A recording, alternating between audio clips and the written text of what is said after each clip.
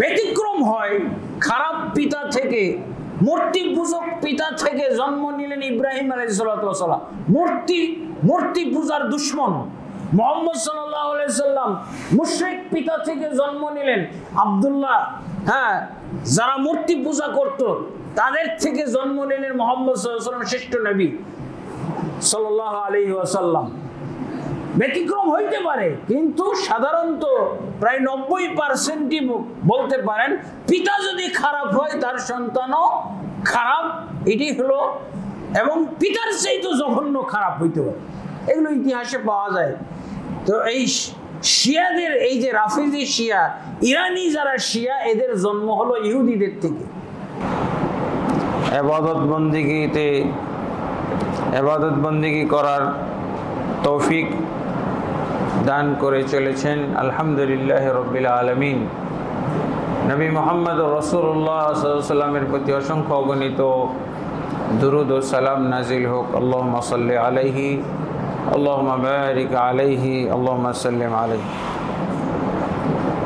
অতঃপর যেহেতু আমরা সমসাময়িক বিষয়ে আলোচনা করে থাকি, সেই হিসেবে এখন মুহররম মাস, এই মুহররম মাসে প্রায় অর্ধেক চলে গেছে, আর অর্ধেক বাকি রয়েছে। এটি হলো ইসলামের বা মুসলমানদের ধর্মের সাথে, দিনের সাথে সম্পর্কযুক্ত একটা গুরুত্বপূর্ণ মাস।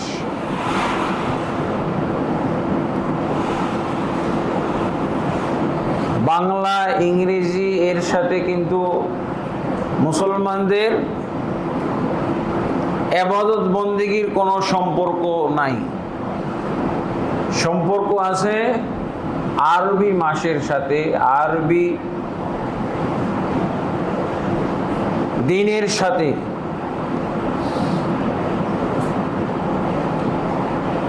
তো এই মাসে আমাদের অনেক বিষয় জানার আছে।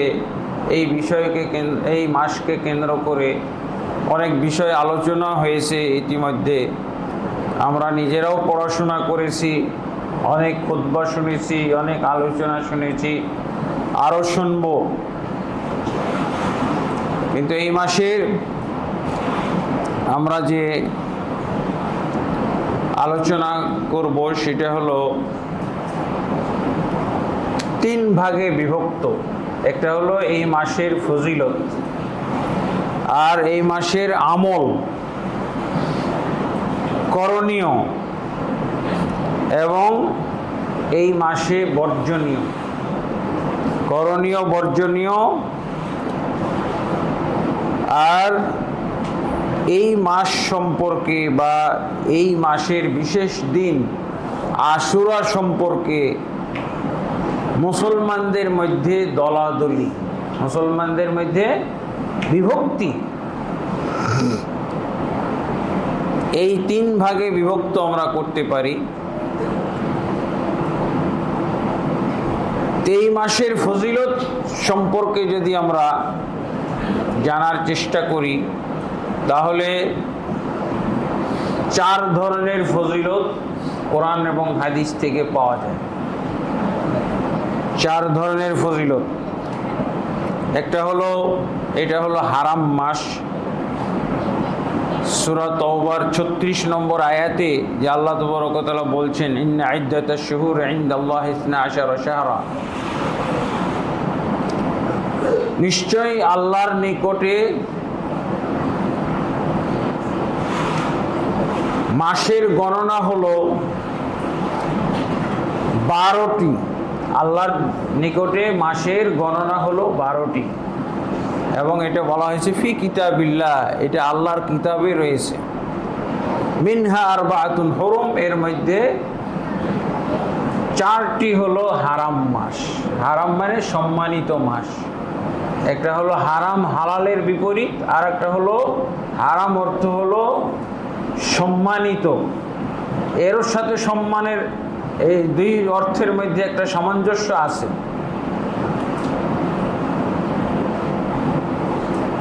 সম্মানিত দেখেই তার মানহানি করা হারাম, এই দিক থেকে হারাম।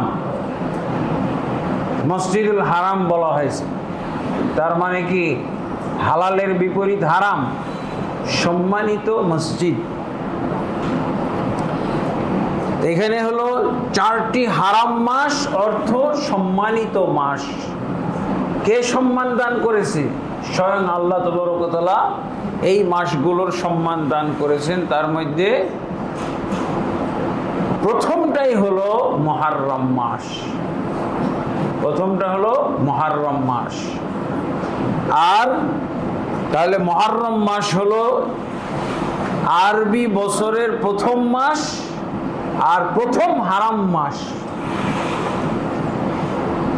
আর এই মাসের সাথে আবার সংশ্লিষ্ট আছে আগের বছরের 2 মাস, তাহলে একাধারে 3 মাস হারাম। যুলকাদা, যুলহিজ্জা গত বছরের 11 এবং 12 নম্বর মাস, আর এই বছরের 1447 হিজরির প্রথম মাস হলো মুহররম মাস। তাহলে একাধারে আমরা 3টা মাস পাচ্ছি হারাম। আর এই 3টা মাস একত্র করার একটা হিকমত পাওয়া যায়, সেটা হলো হজ। বছরের শেষ 2 মাসে কি আছে? হজ আছে। আর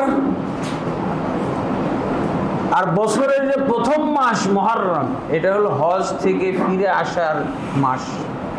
হজ থেকে ফিরে আসার মাস হলো মুহররম। আর এটাকে হারাম করার উদ্দেশ্য হলো যাতে করে এই মাসে কোনো ধরনের যুদ্ধ বিগ্রহ, মারামারি, কাটাকাটি, হানাহানি, ঝগড়া বিবাদ, জুলুম, অত্যাচার, এগুলো যেন বিশেষভাবে মানুষ নিষিদ্ধ মনে করে। আর যদি নিষিদ্ধ মনে করে এই ঈমান বিশ্বাস নিয়ে থাকে, তাহলে দেশ এই কমপক্ষে 4টা মাস কি শান্তিতে থাকবে, তাই না? তো হজের জন্যই মোটামুটি 3টা মাস হারাম। হজের সুবিধা হয়েছে। আগের যুগে তো মরুভূমি, এখন তো প্লেন দিয়ে উড়ে যায়, তারপরে গাড়িতে উঠে। আগে তো মরুভূমির ভিতর দিয়ে যাইতে হইতো। আর এই মরুভূমি হলো চোর, ডাকাত, ছিনতাইকারীদের অভয়ারণ্য ছিল। কিন্তু এই কাফের মুশরিকরাও মুখস্থ রেখেছিল যে এই হারাম মাসে এগুলো কিছু করা যাবে না, এই জন্য তারা নিবৃত থাকতো। এই মাস হলো হারাম মাস। মুহররমটা কি? প্রথম ফজিলত হলো যে 4টি হারাম মাসের মধ্যে প্রথম মাস। তারপরে আরেকটা এর ফজিলত বলা হয়েছে, এই মাসটাকে আল্লাহর রাসূল সাল্লাল্লাহু আলাইহি ওয়াসাল্লাম বলছেন শাহরুল্লাহ, এটা হলো আল্লাহর মাস। আল্লাহর মাস বলাতে একটা সম্মান হয় না? আপনি যদি বলেন এটা আমার মসজিদ, একটা সম্পর্ক বোঝা যায় না? ইনি আমার লোক, একটা গভীর সম্পর্ক বোঝা যায় না? সবাই তো মুসল্লি ভাই ভাই, মুসলিম ভাই ভাই, কিন্তু যখন বললাম যে ইনি আমার লোক, নাসিম ভাই আমার লোক, আমার মানুষ, তখন একটা বিশেষত্ব প্রকাশ পাইল না? এইরকম আল্লাহ তাবারক ওয়া তাআলা এই মাসটাকে, সবই মাস তো আল্লাহ, কিন্তু এখানে বলা হয়েছে রাসূলুল্লাহ সাল্লাল্লাহু আলাইহি ওয়াসাল্লাম বলেছেন শাহরুল্লাহ। হাদিসের মধ্যে এসেছে সর্বোত্তম সালাত হলো ফরজ সালাতের পরে কিয়ামুল লাইল, এবং সর্বোত্তম সিয়াম হলো শাহরুল্লাহ, আল্লাহর মাস মুহররমের মাসের সিয়াম। আল্লাহর মাস শাহরুল্লাহ হিল মুহররম, আল্লাহর মাস মুহররমের মাসের সিয়াম হলো রমজানের সিয়ামের পরে উত্তম। কি প্রমাণিত হলো? তাহলে এই যে শাহরুল্লাহ বলা হলো মুহররম মাসকে আল্লাহর বিশেষ সম্মানিত মাস। আর একটা হলো এই মাসের সিয়াম হলো রমজানের সিয়ামের পরে পরেই উত্তম। এখান থেকেও প্রমাণিত হয় যে এই মাসের একটা বিশেষ ফজিলত আছে। রমজানের পরে পরে সবচেয়ে উত্তম সিয়াম হলো মুহররমের সিয়াম, যেটা পার হয়ে গেছে গত শনি এবং রবিবার 9-10। আর মুহররমের সিয়াম বলতে আমাদেরকে, মুহররমের ইবাদত বলতে আমাদেরকে বুঝতে হবে বিশেষ ইবাদত। মুহররমের বিশেষ ইবাদত বলতে বুঝতে হবে শুধু সিয়াম, শুধু কি রোজা রাখা। মুহররমের যদি বিশেষ আমল কেউ মনে করে যে উমরা করা, তাহলে বিদআত হবে। মুহররমের যদি বিশেষ আমল মনে করে, সাধারণ আমল মনে করতে হবে, সাধারণ আমল। অন্যান্য মাসে, বাকি 11 মাসে, রমজান ছাড়া বাকি 11 মাসে যেমন সাদাকার গুরুত্ব, দাম, ফজিলত, ঠিক এই মাসে ওরকম আলাদা মনে করলেই বিদআত হবে। যে মুহররম মাস উপলক্ষে আমি আজকে সাদাকা করব, মুহররম মাস উপলক্ষে আমি আজকে কিয়ামুল লাইল পালন করব, এটা হলো বিদআত। মুহররম মাস উপলক্ষে আমি উমরা পালনে যাব, মুহররম মাস উপলক্ষে আমি এই ইবাদত করব, কোরআন তেলাওয়াত বেশি বেশি করব, তাহলে এটা বেদাত হবে। যারা বেদাত বুঝে না তাদের কাছে তো যারা বেদাত বুঝে না তারা কত বেদাতি করে, এই কথাগুলো ওদের কাছে কোনো মূল্য আছে নাকি? যারা সূক্ষ্মভাবে সুন্নাহ মোতাবেক আমল করতে চায়, সহিহ হাদিস অনুযায়ী আমল করতে চায়, সহিহ সুন্নাহ সহিহ বুঝ অনুযায়ী আমল করতে চায়, তাদের জন্য। তাহলে মুহররমের বিশেষ ইবাদত যদি আমরা মনে করি, তাহলে শুধু কি আছে? শুধুমাত্র সিয়াম। আশুরা, যেটাকে বলা হয় আশুরা, আশার থেকে আশুরা, মানে মুহররম মাসের 10 তারিখের সিয়াম পালন করা আল্লাহ রাসূল সাল্লাল্লাহু আলাইহি ওয়াসাল্লাম করেছেন। এবং আল্লাহ রাসূল সাল্লাল্লাহু আলাইহি ওয়াসাল্লাম এই আশুরার সিয়ামকে এত গুরুত্ব দিয়ে পালন করতেন, ফরজের মতো।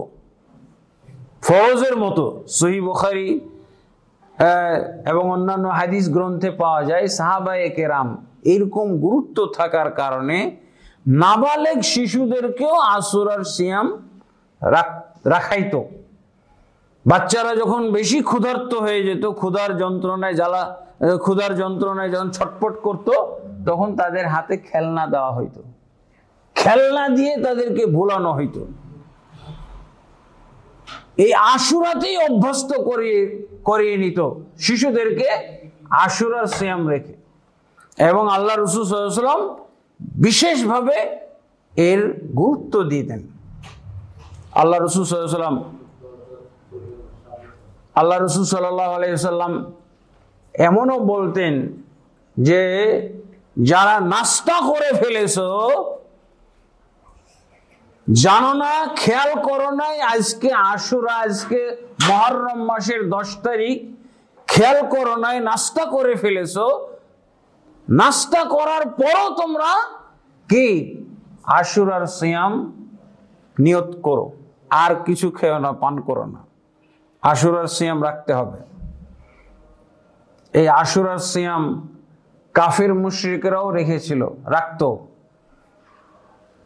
মক্কার কাফের মুশরিক আল্লাহ রাসূল সাল্লাল্লাহু আলাইহি ওয়াসাল্লাম নবী হওয়ার আগেও দেখতেন যে আশুরার সিয়াম পালন করতেছে।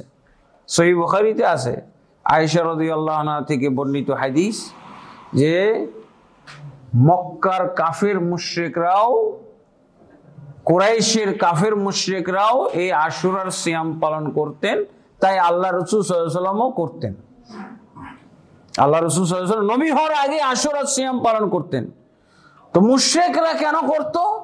মুশরিকরা একটা ঘটনা আছে, সেই ঘটনার চাইতে মানে উত্তম হলো যে তারা দাবি করত ইব্রাহিম নবীর ধর্মের উপরে আছে। কুরাইশের লোকেরা, মক্কার লোকেরা কি মনে করত? তারা যাই করুক না কেন, শিরক করুক, কুফরি করুক, মূর্তি পূজা করুক, যাই করুক, এরপরও তারা দাবি করত যে তারা মিল্লাতে ইব্রাহিমের উপরে আছে এবং মিল্লাতে ইব্রাহিমের দাবিদার ছিল। মিল্লাতে ইব্রাহিমের মধ্যে তারা মূর্তি পূজাও ঢুকাই ফেলছিল। মূর্তি পূজাটাও ইব্রাহিম নবীর ধর্মের অন্তর্ভুক্ত। এটা কি আমরা বলি না, বেদাতের মাধ্যমে যে কোনো ধর্ম ধ্বংস হয়ে যায়। বেদাত নতুন আবিষ্কার, নতুন কিছু আবিষ্কার করে যদি বলা হয় যে এটা ধর্মের অন্তর্ভুক্ত, তাহলে ওই ধর্ম শেষ, ওই ধর্মের আর কিছু খুঁজে পাবেন না। তো কুরাইশরা মনে করত যে ইব্রাহিম নবীর ধর্ম, এখন ইব্রাহিম নবীর ধর্মে যে মূর্তি পূজা নাই, শিরক নাই, এটা তারা এই বুঝ থেকে বঞ্চিত হয়ে গেছিল, এটা তাদেরকে ভুলিয়ে ফেলা হয়েছিল, অপব্যাখ্যা দেওয়া হয়েছিল। হ্যাঁ, এই ব্যক্তিটা যে মূর্তি পূজার প্রচলন ঘটাইছিল ইব্রাহিম, মিল্লাতে ইব্রাহিমের মধ্যে, আমাদের মিল্লাতে মোহাম্মদ সাল্লাল্লাহু আলাইহি ওয়াসাল্লামের ধর্মের মধ্যে মাজার পূজা দেখছেন না আপনি? মাজার পূজা, পীর পূজা, হ্যাঁ কি বলে, মাছ পূজা, কচ্ছপ পূজা, গাছ পূজা, এগুলো দেখছেন না? এগুলো কি মুহাম্মদ সাল্লাল্লাহু আলাইহি ওয়াসাল্লামের ধর্মের অন্তর্ভুক্ত? এগুলো সব হলো শিরক, এগুলো নব আবিষ্কার, এগুলো প্রবেশ করানো হয়েছে, এগুলো এক শ্রেণীর হুজুর এগুলোর বৈধতা দিয়ে থাকে, এগুলোর পিছনে যুক্তি দিয়ে থাকে। ঠিক ইব্রাহিম আলাইহিস সালাতু ওয়াস সালামের মিল্লাতের মধ্যে এগুলো, এই যে মূর্তি পূজাকে যে ধর্মের অন্তর্ভুক্ত, ইব্রাহিম নবীর ধর্মের অন্তর্ভুক্ত করেছিল, এই লোকটার নামও পাওয়া গেছে, সহিহ বুখারীর মধ্যে আছে। আল্লাহ রাসূল সাল্লাল্লাহু আলাইহি ওয়াসাল্লাম বলছেন, রাআইতু আমর ইবনে আল খুজাই ইয়াজুরু কুসবাহু ফিন-নার।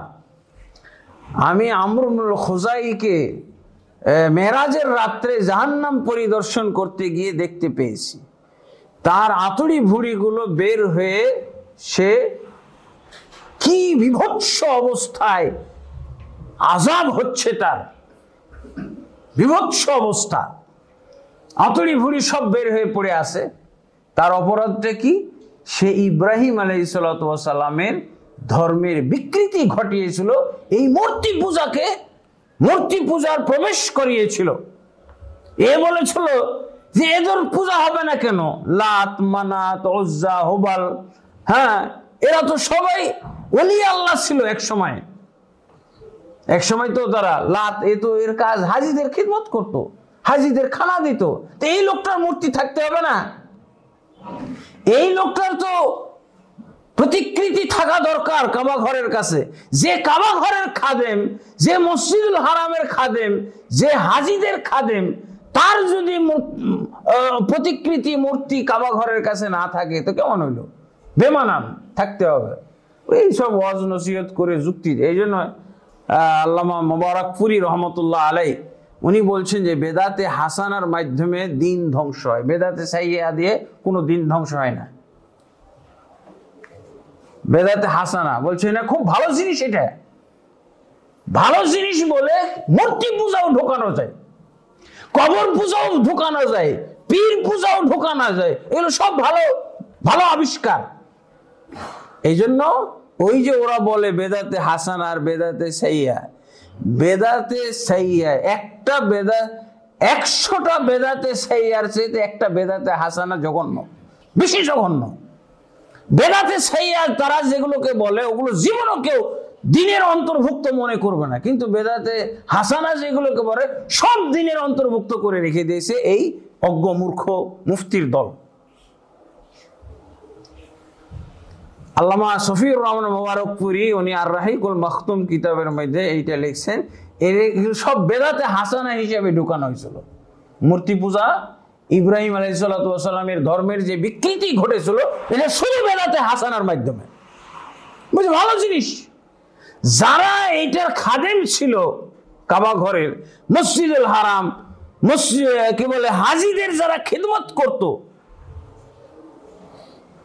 ওয়াদ সুয়া ইয়াগুস ইয়াউক নাসর, সূরা নূহের 23 নম্বর আয়াতে যে 5 জন মূর্তির নাম আছে, এদের আসল রূপ তো হলো এরা ছিল দাঈ ইলাল্লাহ, এরা ছিল পরেজগার মানুষ, ওলিয়া উলিয়া।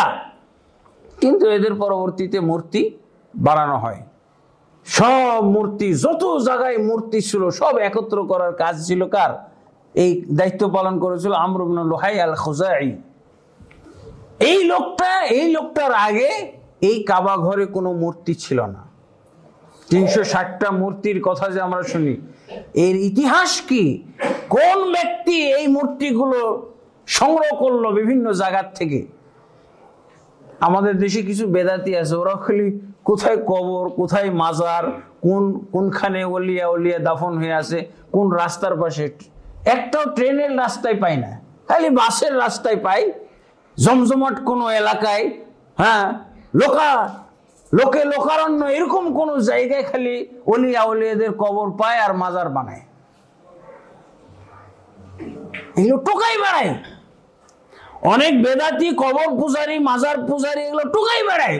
কোথায় কি আছে এমনি বানায়, উদ্ভট এমনি কিচ্ছা বানায়, ফেলে দিয়ে মাজার তৈরি করে। তো এরকম আমর ইবনে লুহাই আল খুজাই এই সারা আরব টোকায় টোকায় যত মূর্তি পাইছে সব কাবা ঘরে এনে 360টা হয়ে গেছে। আবার এর মধ্যে যেটা প্রধান মূর্তি, সবচেয়ে বেশি সম্মানিত মূর্তি হুবাল, তাকে রাখছিল আবার কাবা ঘরের ভিতরে, বাকিটি সব বাইরে। আর হুবাল হলো প্রধান মূর্তি, সেটাকে রাখছিল কাবা ঘরের ভিতরে। বেদাতে এগুলো সব কি? বেদাতে হাসানা।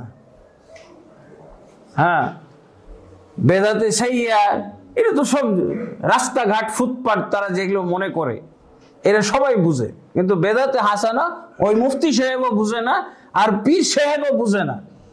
বেদাতে হাসানাতে এত জঘন্য, এত নিকৃষ্ট, এত ভয়ঙ্কর, এত ক্ষতিকর, এরা এই ক্ষেত্রে একেবারেই শিশু অবস্থায় আছে। দেখেন না, এটা যে কোনো পাপের চাইতে বড় পাপ হলো বেদাতে হাসানা। ধর্মের, দিনের মধ্যে ইবাদতের নামে, ফজিলতের নামে কিছু যদি সেট করা হয়, তাহলে এটা 100 বেদাতে সাইয়ার চাইতে জঘন্য একটা হাসানা। ওরা হাসানা, এই জন্য আমরা তো হাসানা বলি না, আমরা কি বলি? দলালাহ, কুল্লু বিদআতিন দলালাহ।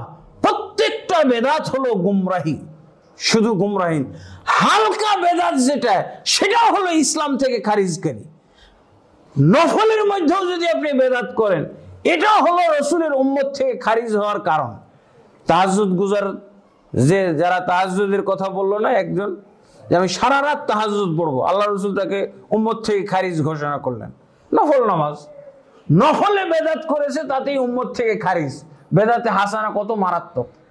বেদাতে হাসানাটা তাদের দৃষ্টিতে বেদাতে হাসানা, কিন্তু নফলের ক্ষেত্রে যদি এই বেদাতে হাসানা করে, উম্মত থেকে খারিজ। এটা হলো তার নিম্ন পাপ, উম্মত থেকে খারিজ। নফল নামাজ। আর একজন বলছে সারা বছর রোজা রাখবো, সিয়াম পালন করব। রমজান আর অরমজান কোনো পার্থক্য নেই। আল্লাহ রাসূল তাকেও বললেন আমার উম্মত থেকে খারিজ। আর একজন বললে আমি বিবাহই করবো না। কেন বিবাহ করবে না? খালি ইবাদতেই মশগুল থাকবো। ডিস্টার্ব না?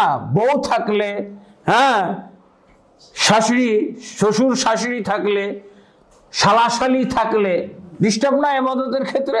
ও বলছে এগুলো বংশ সাপ, আমি বিবাহই করবো না, এই ঝামেলাই থাকবো না, আল্লাহ নিয়েই থাকবো আমি।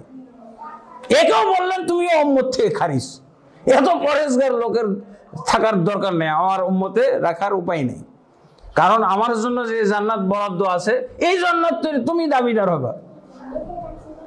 যে আল্লাহ এই মুহাম্মদ 1/3 রাত ইবাদত করে যদি এই জান্নাত পায়, তো আমি তো সারা রাত ইবাদত করেছি, আমার জান্নাতটা দেখাও।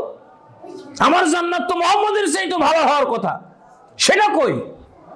আল্লাহ রসুল এই জন্য পথ পরিষ্কার, তুই বাঘ, তুই এই দুনিয়াতেই খারিজ, আমার সাথে ঝগড়া করতে আসিস না। ঝগড়া না, যে সারা রাত তাহাজ্জুদ পড়বে আর মুহাম্মদ সাল্লাল্লাহু আলাইহি ওয়াসাল্লাম 1/3 তাহাজ্জুদ পড়ছে, কার ইবাদত বেশি? এই লোকের, যে সারা রাত ইবাদত করছে তার ইবাদত বেশি না? যে 12 মাস সিয়াম পালন করেছে তার ইবাদত বেশি না? 1 মাস ফরজ, 11 মাস নফল করেছে, ইবাদত তার বেশি।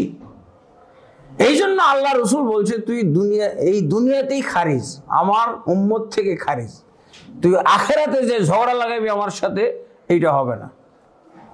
এই বেদাতিরা বুঝেই না যে বেদাতে হাসানা এত মারাত্মক, এত মারাত্মক, এত মারাত্মক, অথচ সে 80 লক্ষ 1 কোটি মানুষকে জান্নাতের সার্টিফিকেট দিয়ে রাখছে, কুপন বিতরণ করেছে। আর বেটা তোরই তো জান্নাতে যাওয়ার কোনো উপায় দেখছি না আমি।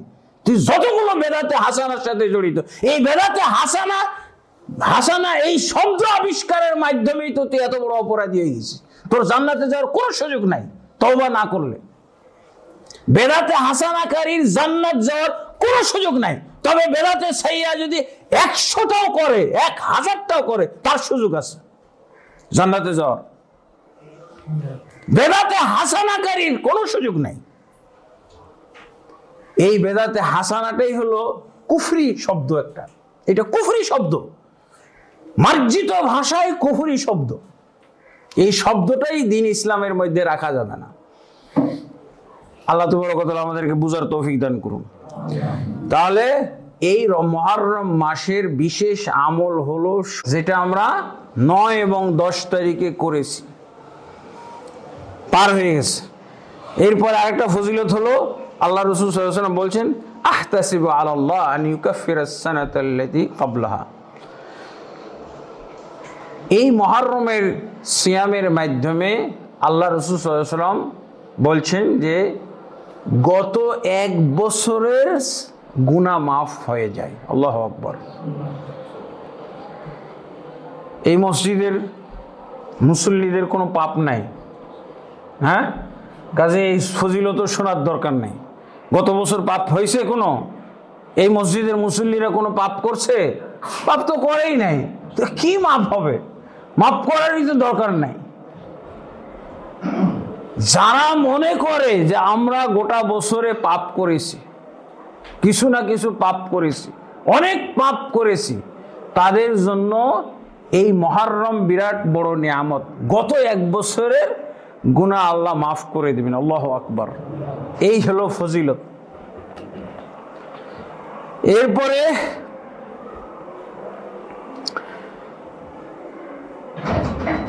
আলহামদুলিল্লাহ, এরপরে এই মাসের কিছু ইতিহাস আছে। এই মাসের ইতিহাস, এই ইতিহাসটা আমাদেরকে জানতে হবে। এই মাসের ইতিহাস কিন্তু খুব পুরান ইতিহাস।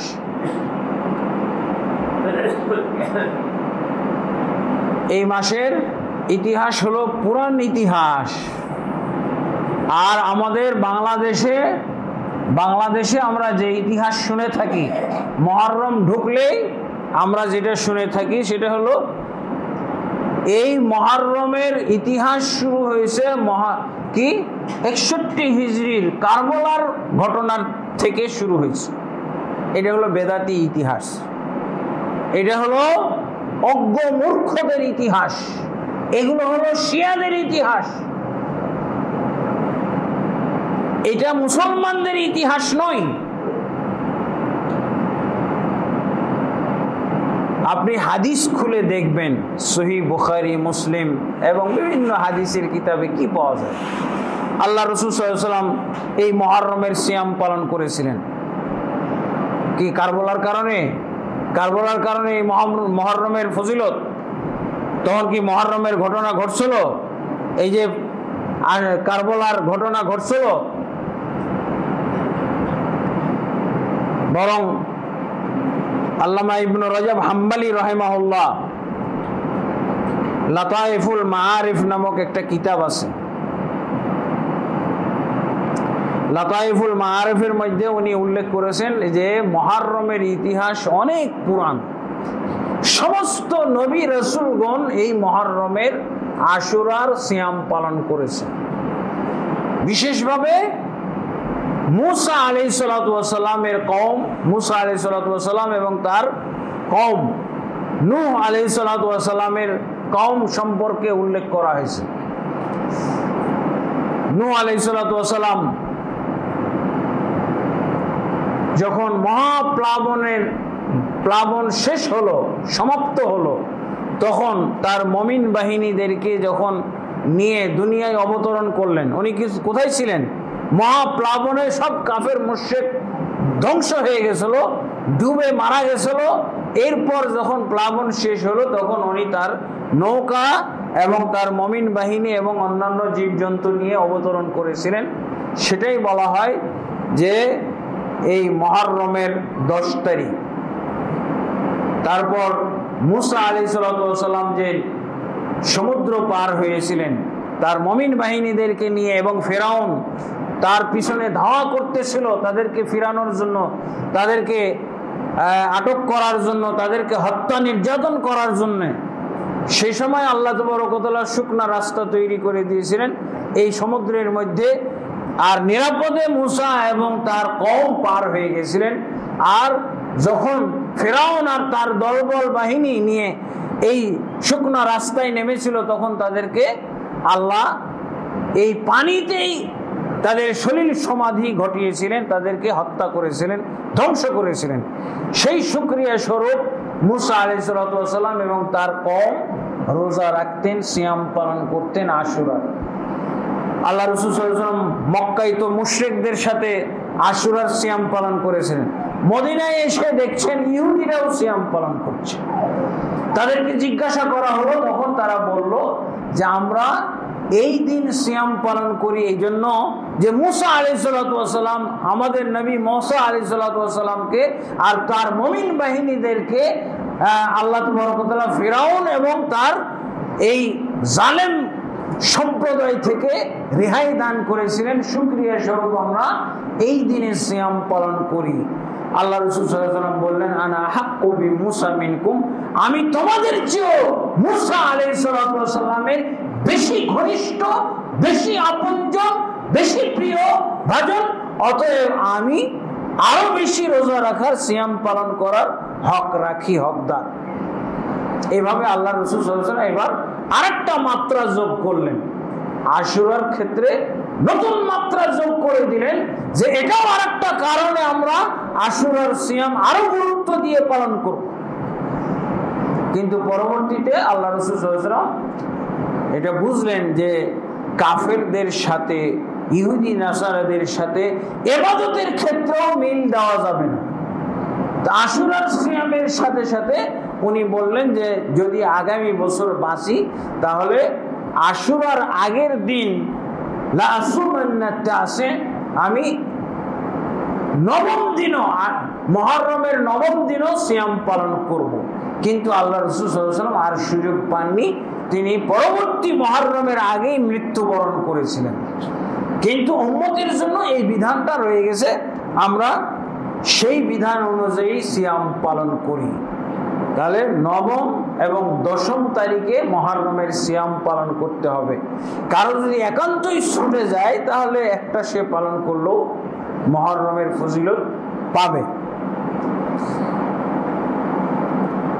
তাহলে আমাদের ইতিহাস আহলুস সুন্নাহ, এটা হলো আহলুস সুন্নাহ ওয়াল জামাতের দৃষ্টিতে মুহররমের ইতিহাস। আর শিয়াদের দৃষ্টিতে হলো মুহররমের ইতিহাস 61 হিজরি থেকে, 61 হিজরি। আর শিয়াদের মুহররম পালন হলো, শিয়াদের মুহররম পালন, কিন্তু মুহররম পালনের মধ্যে কোনো সিয়াম নাই, রোজাই নাই। আসলে তো ওদেরকে আমরা মুসলমানই মনে করতে পারি না, তো মুসলমানের রীতিনীতির সাথে মিলবে কি করে? মুসলমানের রীতিনীতির সাথে ওরা সিয়াম পালন করে না। ওদেরকে দেখছেন তো, হাই হোসেন হাই হোসেন, ওর রক্ত ঝরাবে। হোসেন রাদিয়াল্লাহু আনহু এই দিনে শহীদ হয়েছিলেন, এই জন্য তারাও তাদের শরীরকে শহীদ করে।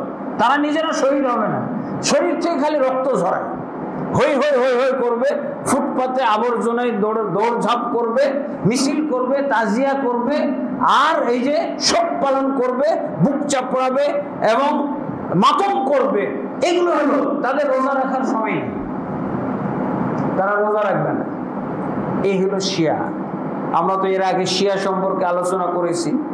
মুহররমের ইতিহাসের সাথে শিয়ার একটা তাহলে মিল পাওয়া হলো, কিন্তু এই শিয়া ইতিহাসের সাথে আমাদের কোনো সম্পর্ক নাই। আর শিয়াদের মুহররম মাসে কোনো সিয়ামও নাই, মুহররম মাসে কোনো সিয়াম নাই। রক্ত ঝরাবে, হাই হোসেন করবে। যত শিরক কারবালা কেন্দ্রিক ব্যতিক্রম হয়, খারাপ পিতা থেকে, মূর্তি পূজক পিতা থেকে জন্ম নিলেন ইব্রাহিম আলাইহিস সালাম। মূর্তি পূজার দুশ্মন মুহাম্মদ সাল্লাল্লাহু আলাইহি সাল্লাম মুশরিক পিতা থেকে জন্ম নিলেন আব্দুল্লাহ।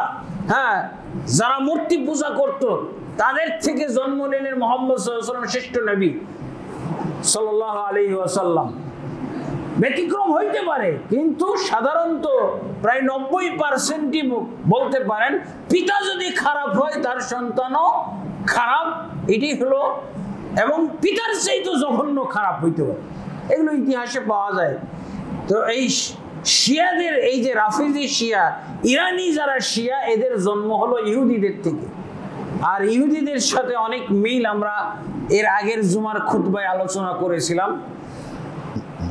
মুসলমানদের সাথে শত্রুতায় সবচেয়ে কঠোর এবং নিষ্ঠুর হলো ইহুদিরা শত্রুতার দিক দিয়ে, কিন্তু এটা তো কোরআনেই আছে।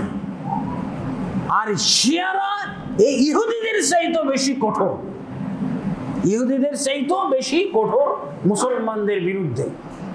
এই কথাগুলো যদি আমরা এই মুহররম মাসে জানতে পারতাম,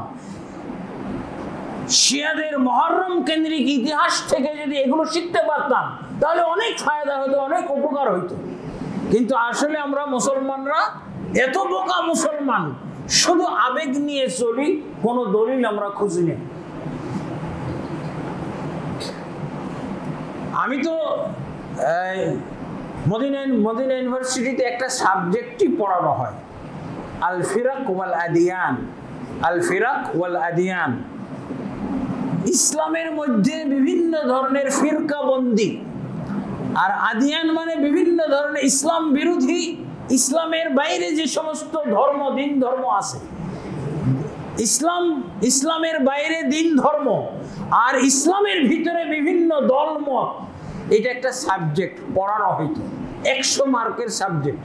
এই সাবজেক্ট বাংলাদেশের কোনো মাদ্রাসায় আছে, পড়ানো হয়? কোনো মাদ্রাসাতে নাই। দেওবন্দি মাদ্রাসা বলেন, বেরেলভি মাদ্রাসা বলেন, এমনকি আহলে হাদিস মাদ্রাসা তো নাই। আহলে হাদিস মাদ্রাসা আছে? যদি এই সাবজেক্ট পড়া থাকতো, এই একটা সাবজেক্ট পড়া হইলে তখন সেই বিষয়ে যত তথ্য উপাত্ত আছে সব এগুলো জমা করা হবে, এগুলোর সাথে সম্পর্ক, এগুলোর সাথে দেখা সাক্ষাৎ, এগুলো খুঁজে বের করার সুযোগ হয়। আলহামদুলিল্লাহ আমরা সেখানে লেখাপড়া করেছি এবং এটা পড়ানো দরকার। বরং আমি মদিনা ইউনিভার্সিটিকে আরেকটা পয়েন্ট এই সাবজেক্টের সাথে যোগ করতে অনুরোধ করছি, সেটা হলো কি, বিভিন্ন ফেরকা এবং বিভিন্ন ধরনের সংগঠনও যোগ করতে বলছি। সংগঠন, একই ফেরকার মধ্যে দেখা যাবে যে 100 সংগঠন আছে পরস্পর বিরোধী। এটা হলো লেটেস্ট বিভক্তি। মসজিদ ভাগ করা, মাদ্রাসা ভাগ করা, আলেম ভাগ করা, বক্তা ভাগ করা, মাহফিল ভাগ করা, এগুলো আপনি দেখবেন না। এটা ফেরকাবন্দি নয়, এটাও তো একটা ফেরকাবন্দি।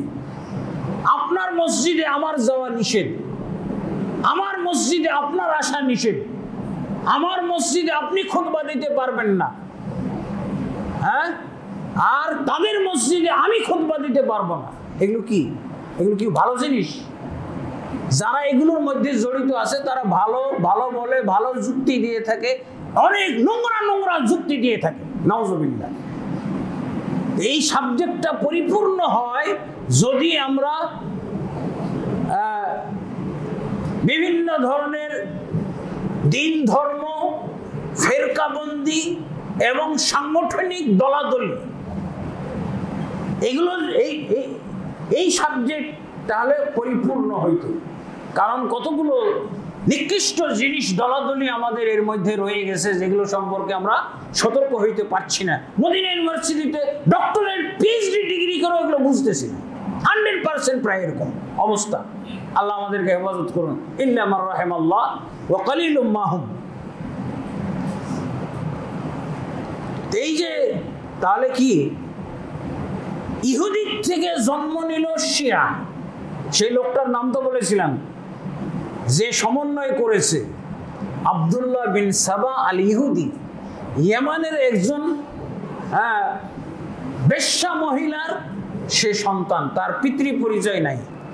আব্দুল্লাহ বিন সাবা আল ইহুদি, এই লোকের সমন্বয়ে এইভাবে ইহুদির থেকে কি বলে শিয়া রাফেজিদের জন্ম হয়েছে।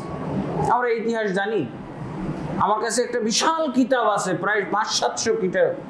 হ্যাঁ, কিতাবটার নাম হলো আব্দুল্লাহ বিন সাবা আল ইহুদি শাবাহুন মুখিফ। আব্দুল্লাহ বিন সাবা আল ইহুদি একটা ভয়ঙ্কর ফিগার। বইটার নাম কি? একটি ভয়ঙ্কর ফিগার, শাবাহুন মুখিফ, ভয়ঙ্কর ফিগার। এই কিতাবটা পড়া দরকার সবার। এমনকি অনেক আহলে হাদিস নাম পরিচয় দানকারী তারাও কিন্তু এখন এই যে কি বলে ইসরায়েল আর ইরান যুদ্ধের সময় তারা শিয়া হয়ে গেছে। ইহুদির আগে আমার শিয়া ধ্বংস হোক, এটা আমাদের কামনা থাকতে হবে। এই মুহররমের শিক্ষা হলো এটা। ইহুদিরা গাজায় হত্যা করে চলেছে, এখনো হত্যা করতেছে 57,000। সব মিলিয়ে যেদিন থেকে তারা হত্যা করা শুরু করেছে সেদিন থেকে এই আরব বা ফিলিস্তিনের মুসলমানদেরকে এ পর্যন্ত হত্যা করেছে, তার হিসাব পাওয়া যায় একটা 1.5 লক্ষ মতো। 1.5 লক্ষ মতো। আর এই ইরানের ইহুদি, ইরানের এই শিয়ারা 1.5 মিলিয়ন হত্যা করেছে। কত? মুসলমানদেরকে 1.5 মিলিয়ন হত্যা করেছে।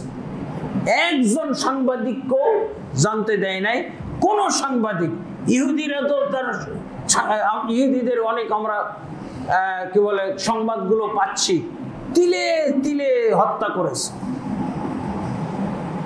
এই যে বাশার আল আসাদকে সহযোগিতা করার সময় ইরান এবং কি বলে রাশিয়াকে সাথে নিয়ে যে হত্যাযজ্ঞ চালিয়েছিল, শুধু সিরিয়াতে 5 লক্ষ সুন্নি মুসলমানকে হত্যা করেছে। কি বললাম? বাপের সেই সন্তান কত নিকৃষ্ট, কত ভয়ঙ্কর। এগুলো প্রচারও হইতে দেয় না। এর আগে আমি একটা আপনাদের কাছে কিতাব নিয়ে আসছিলাম, ছোট্ট কিতাব, খিত্তাত 50 আস-সিররিয়া। হ্যাঁ, 50 বছরের গোপন পরিকল্পনা। 50 বছরের গোপন পরিকল্পনার মাধ্যমে দেখেন গাজার জন্য, ধরেন যখন ইরানে যখন ইসরায়েল আক্রমণ করলো তখন সে ইসরায়েল আক্রমণ করলো, কিন্তু গাজার জন্য কয়টা আক্রমণ করেছে? ইসরায়েলে কোন আক্রমণ করেছে দেখাইতে পারবেন?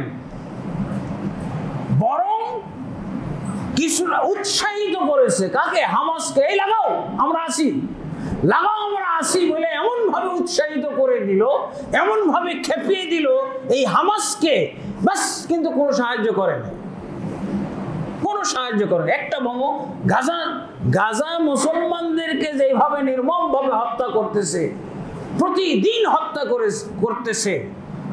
হ্যাঁ, অথচ এই গাজার বিরুদ্ধে অ্যাকশন, কি বলে এই ইসরায়েলের বিরুদ্ধে গাজার জন্য কখন কোনো অ্যাকশন নেয়নি। কোনো বম ফেলছে?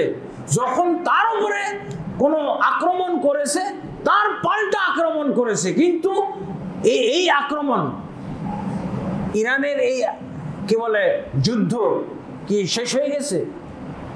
ইসরায়েল বুঝলাম যে ইসরায়েল যুদ্ধ বিরতি দিয়েছে, কিন্তু গাজাতে তো যুদ্ধ বিরতি দেয় নাই। গাজার জন্য তো তার যুদ্ধ চালিয়ে দেওয়া যাবে।